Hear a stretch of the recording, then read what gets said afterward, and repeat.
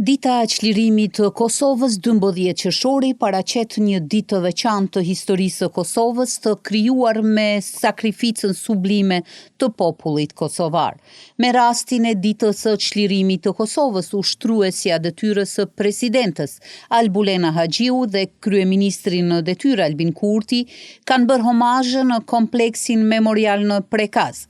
Haxhiu shpreh se nuk ka 12 qershor pa marsin e vitit 1998 dhe nuk ka 12 qershor pa qëndresën e komandantit legjendar Adem Jashari, Hamzës Shabanit dhe mbi 50 antarëve të familjes Jashari, të cilët ranë dhe nuk u dorëzuan asnjëherë.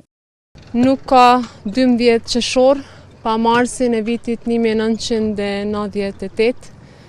Nuk ka 12 qershor pa qëndresën e komandantit Adem Jashari, Hamzës Shabanit dhe të mbi 50 antarëve të familjes Jashari, të cilët ranë dhe nuk u dorëzuan asnjëherë.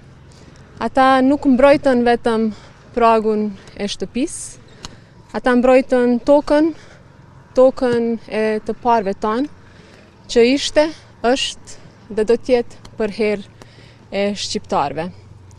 Ata mbrojtën idenë që populli ynë nuk mposhtet asnjëherë.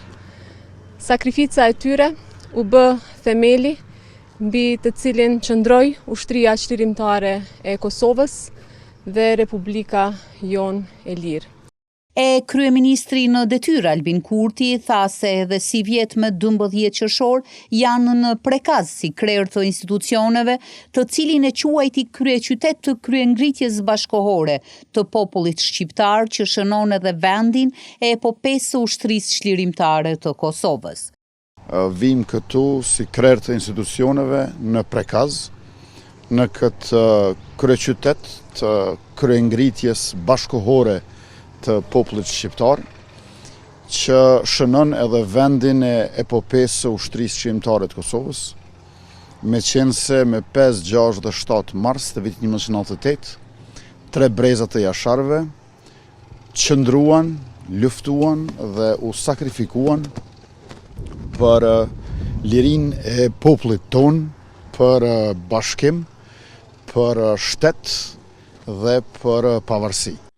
Në shënim të ditës së paqes, Kurti dhe Haxhiu kanë bërë homazhe edhe pranë varrit të presidentit Ibrahim Rugova, veprimtarit Adem Demaçi dhe pranë monumentit të heroit të kombit Zahir Pajaziti. Kujtojmë se në shënim të 27 vjetorit të çlirimit të Kosovës, në gjithë vendin janë mbajtur aktivitete të ndryshme.